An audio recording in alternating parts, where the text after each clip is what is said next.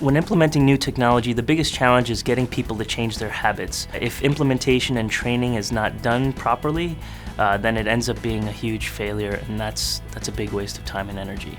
People hate change. It's painful and it doesn't feel good for anyone. If you can remove that fear of change in an organization, you can achieve unbelievable things with technology. Really getting everyone on board for implementation of it is probably the most challenging piece of implementing something new. Spending the time beforehand to put process and procedure and sort of everything in place will make it so that the outcome of what you're implementing is going to be successful.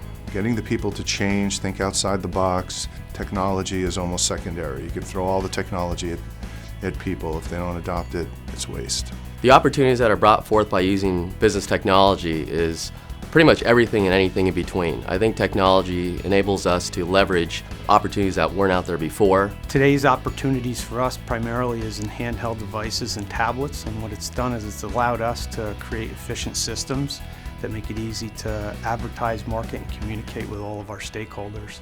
What we have is electronic inventory systems, and that means that we take on inventory license keys into our electronic inventory system. We're able to deliver that electronically.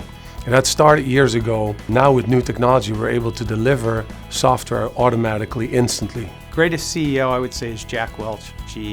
His personality and how he approached business, to me, was somebody I followed very closely. When I started out in IT, I worked for a big, large advertising agency, and the CEO of the company at the time was a man named Tom Mesner. And he was great because he knew every employee's name, and he made everyone feel good. And when I think about how I want to be as a CEO, he's my inspiration.